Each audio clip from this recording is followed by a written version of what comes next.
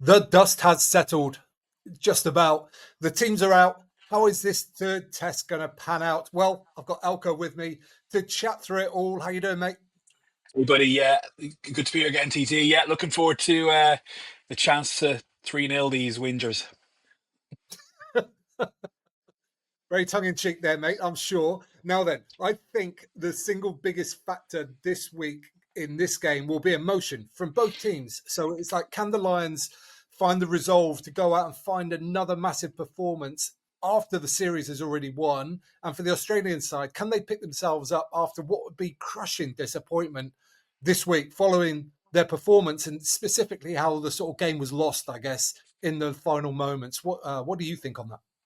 Yeah, I agree. It's going to be very interesting to see how the Aussies react. I wouldn't say Joe's the most emotional coach out there, but he was clearly annoyed after the game on Saturday and said some fairly punchy stuff for him regarding referee and sort of player welfare and all that kind of stuff. I think it will probably be driven more from the players. Clear, their captain was, close to tears. I don't blame him. He was upset, wasn't he? So I think internally there'll be a lot of chat around that. I would be probably showing videos of the Lions players, on the lash and having a great time. I think for a couple of days, which we always knew was going to happen as well. And as lovely as it was from a Lions point of view, seeing the lads sat in a big circle in the middle of the pitch after, like that's you're kind of.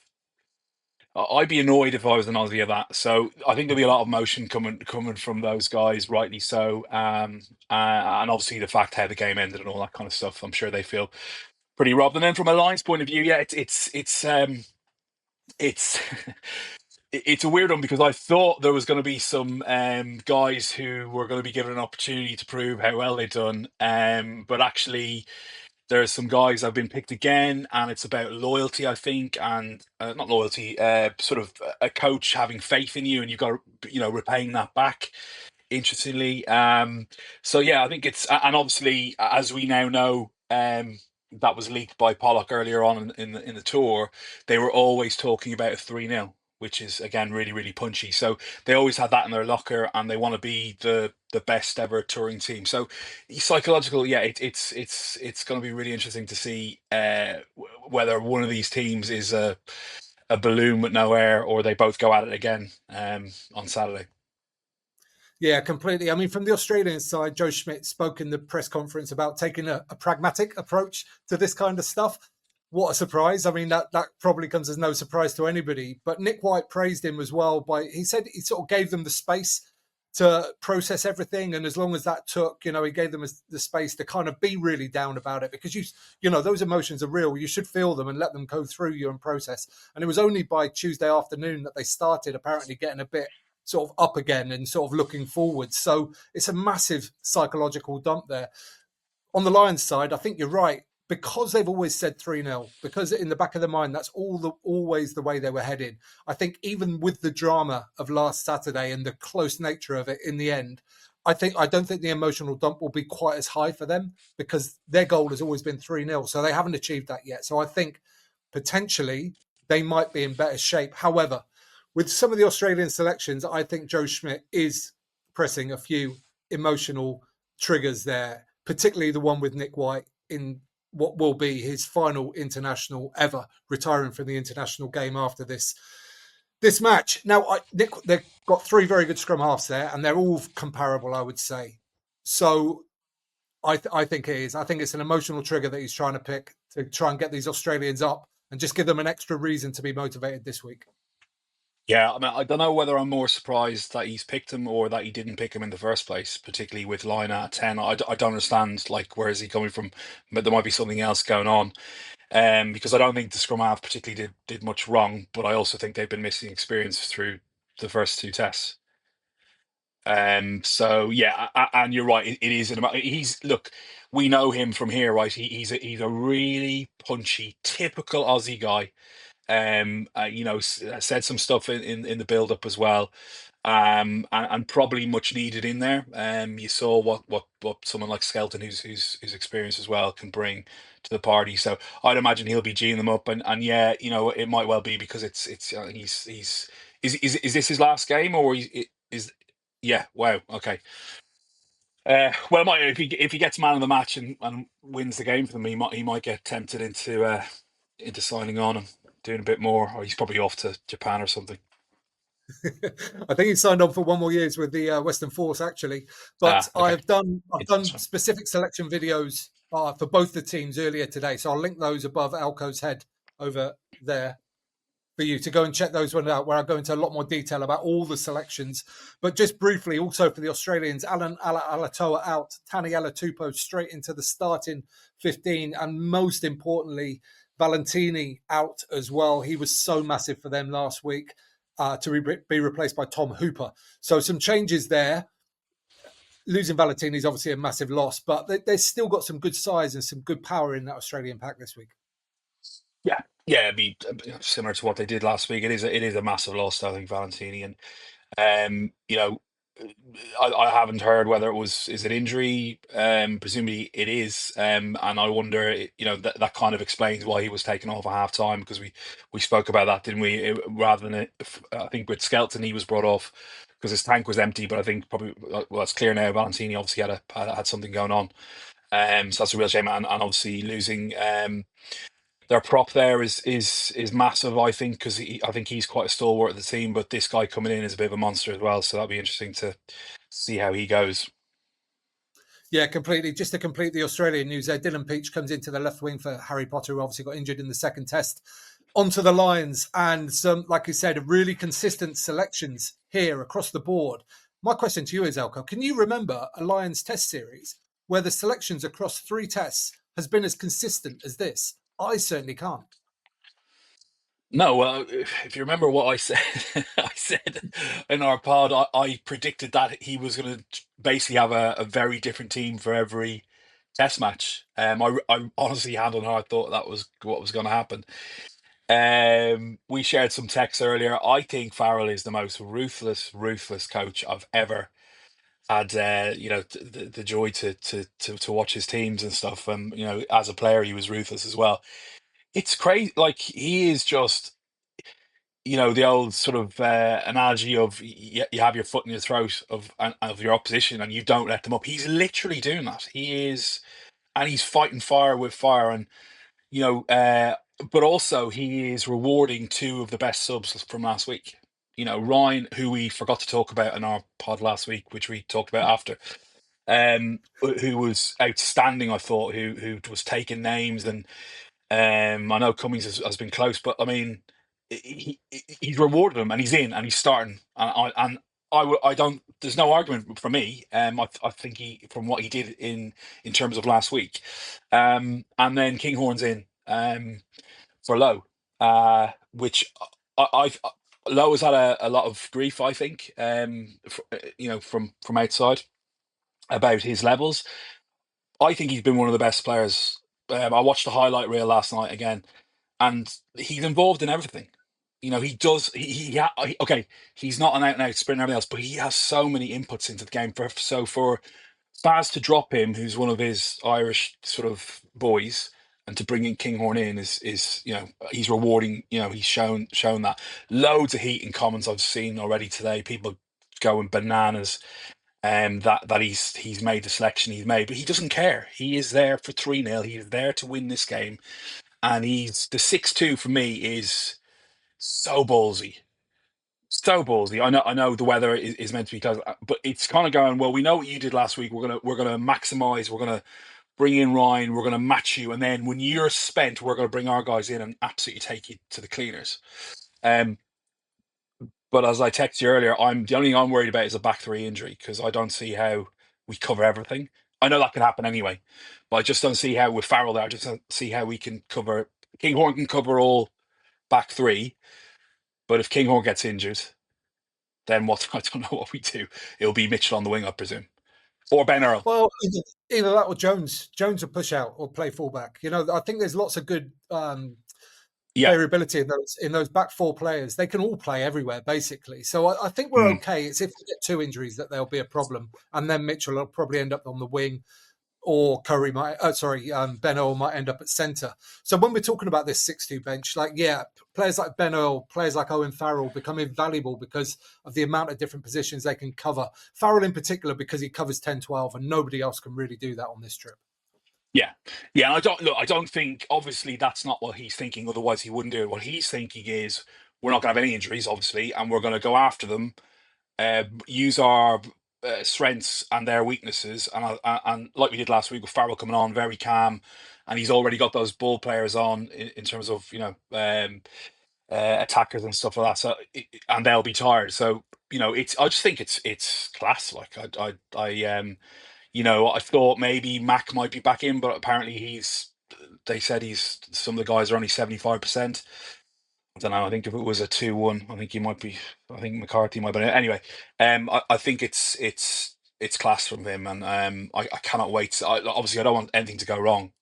Clearly, my other worry would be the sort of how they exposed our centres many times last week, and I expect them to come after. But I also know Farrell knows that, so it'll be interesting to see what they've done in that piece. Yeah, I mean, firstly, just on the back of what you said about James Ryan, I absolutely back that up 100%. And it just goes to show, I think he's picking players for the style that he wants, for the qualities that they have. Scott Cummings has played really, really well, but he doesn't hit as hard as James Ryan does. He doesn't smash rucks like James Ryan does. And I think, particularly in the early part of this game, they're going to need that, because these Wallabies are going to come out firing. They are going to bring those big carriers. And I think you need someone like James Ryan, who, by the way, I think is playing right back up towards the top of his like career form at the moment. There was a period about 3 or 4 years ago when he was playing like he is now, but then he really dropped off. But he's starting to come back to it now. That physicality is absolutely invaluable. Along with him in the front five, let's talk about Ty Furlong, starting his ninth Lions test match in a row. It's a quite remarkable feat, to be honest. It takes him into very, very rare company indeed. It's just unbelievable, isn't it?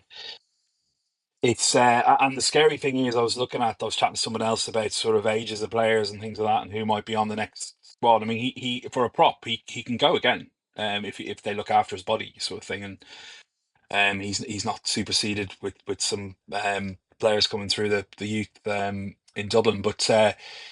What a phenomenal guy. And you saw in the post match last week when he was interviewed what this means to him, and it's what it's all about. I feel he's emotional about it. He understands.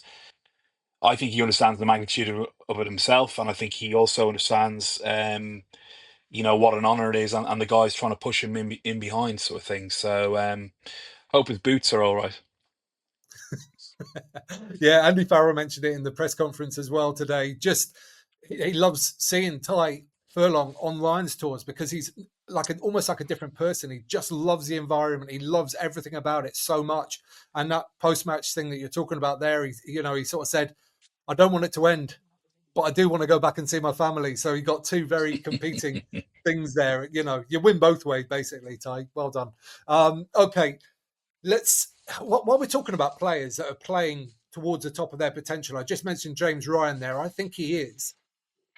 I don't think there's that many others. I've got a handful in my mind of players who I think are playing their very best rugby at the moment. Either they're achieving it now or they're matching their career highs. I think there's a number of players, and James Lowe's definitely one that's underperformed relative to his peak. Are there any other players that spring to your mind, Alco, that you think are playing sort of their top rugby at the moment?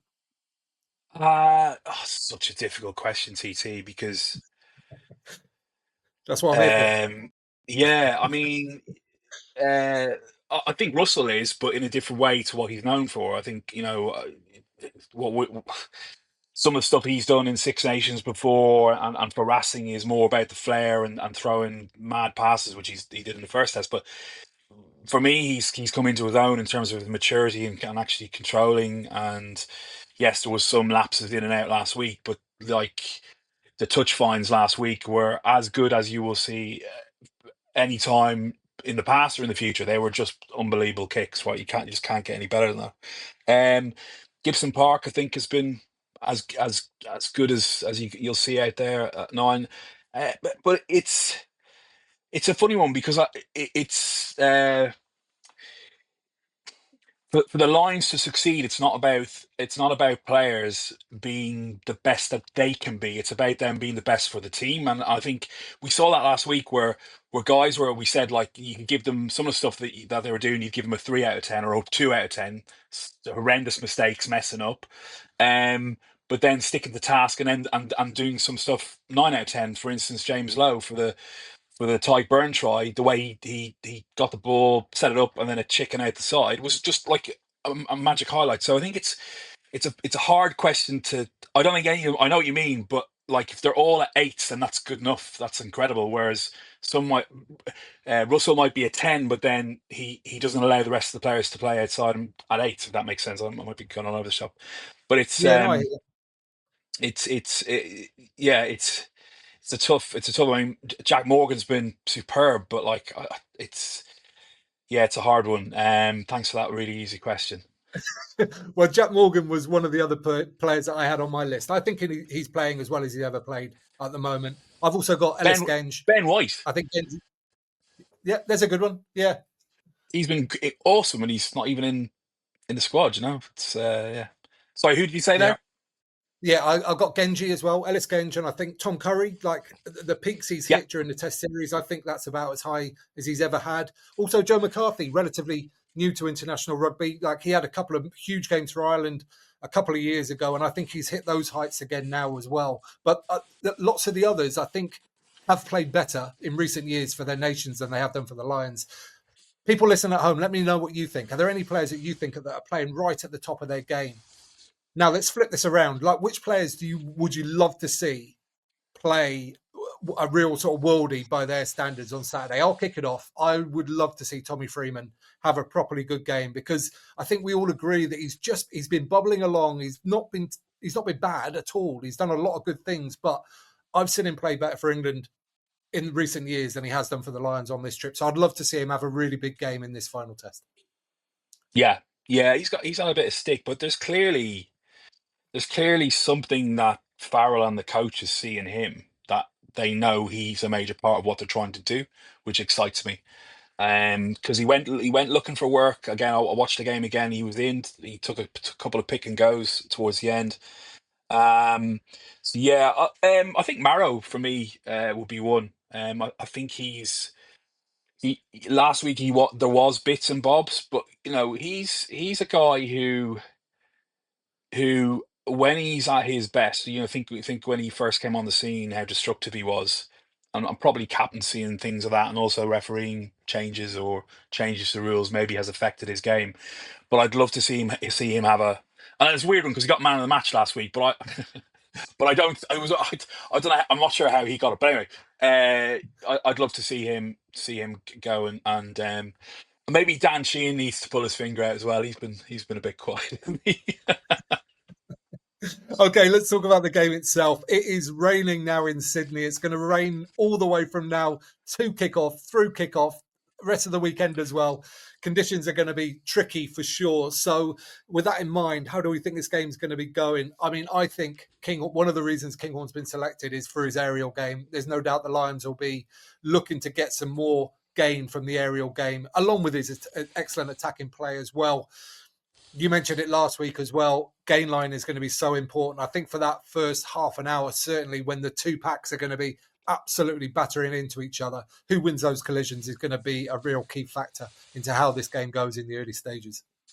Massive, massive, always is. But as we know, in the wet, it makes it double hard. And what's intriguing is, uh, I know they were not happy with the opening half because of the contact area and the gain line.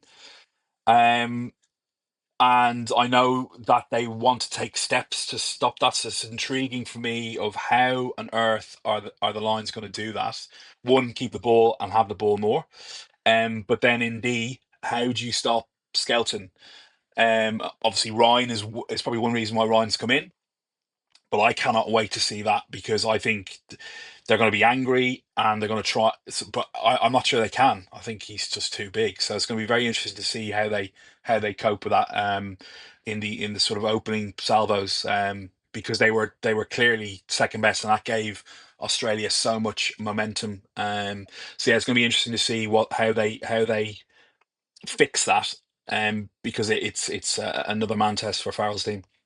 Yeah, so I think you're right. James Ryan is going to be a big part of that with his aggressive tackling. I think his like front on, like physical tackling has possibly been the best on the trip. I'm just racking my brain as I'm saying this as whether anybody else compares, but I don't think so. Two of his tackles when he came on the pitch last Saturday just stopped people dead. He's so good at getting himself in the right position, spotting the tackle, getting off the line quickly, getting low and just getting people to ground really quickly.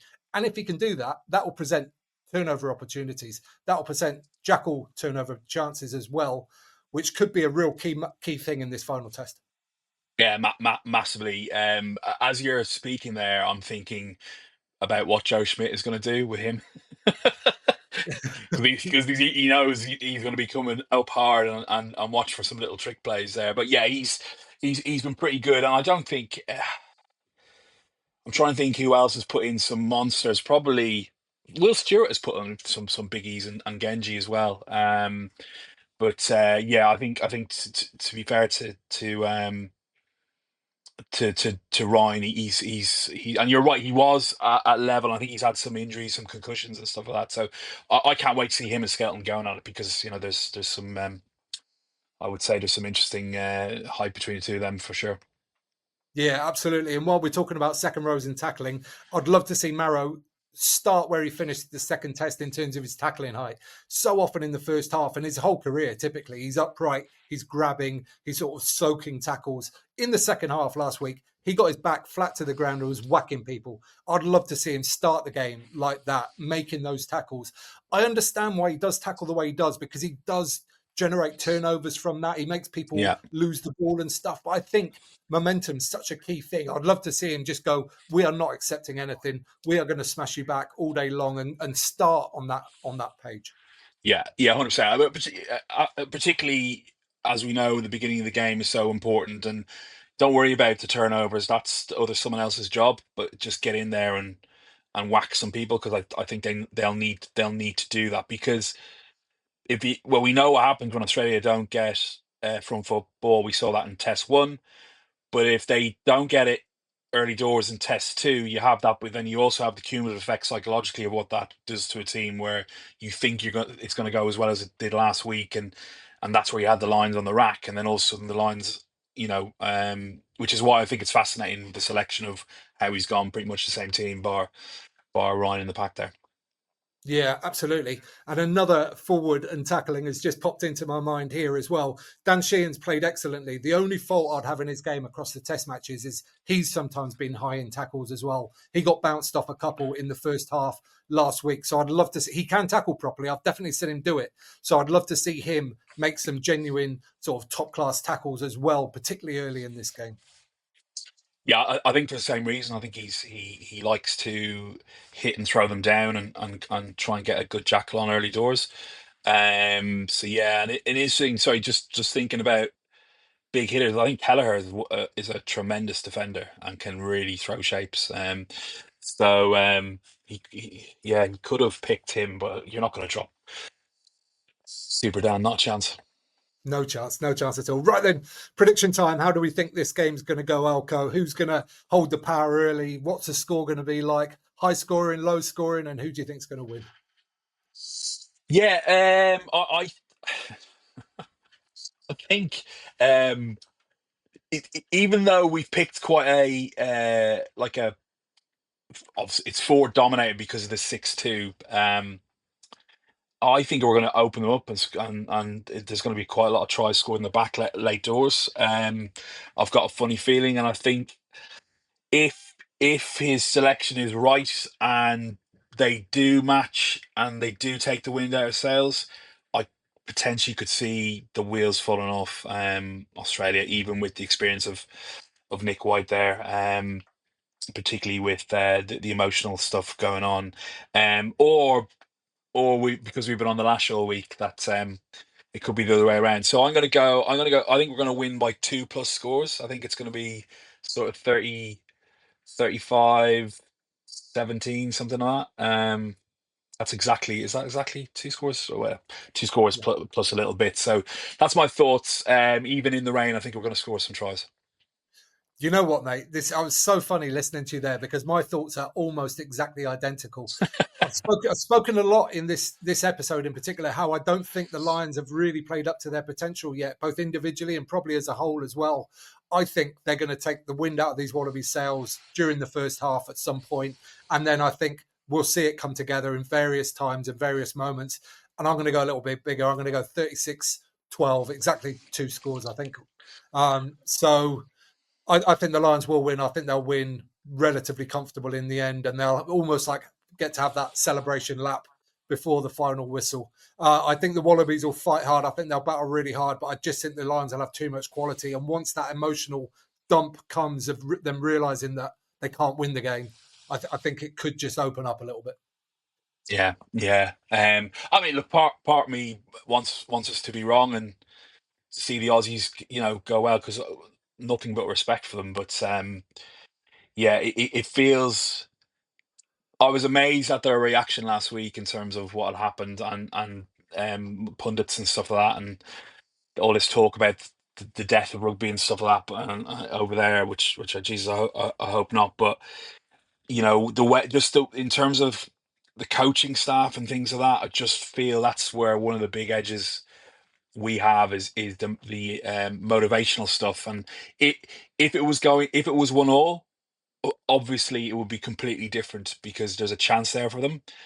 But that's gone now, and they're probably already thinking, Jesus, we've got to go to Johannesburg next week. Whereas the lads are like, right, one last, we're on the beach next week. Do you know what I mean? We're gone. So really interesting. As we said at the start, but yeah, I see. I think a big win. Yeah. Fingers crossed. Okay, folks. That is what we think. But what do you think at home? Let us know in the comments. Anything about the players? Go back to that thing. Which players, which Lions players, do you think are playing at the top of their game in this Test series? Are there any that we didn't mention that you think are? We'd love to hear that.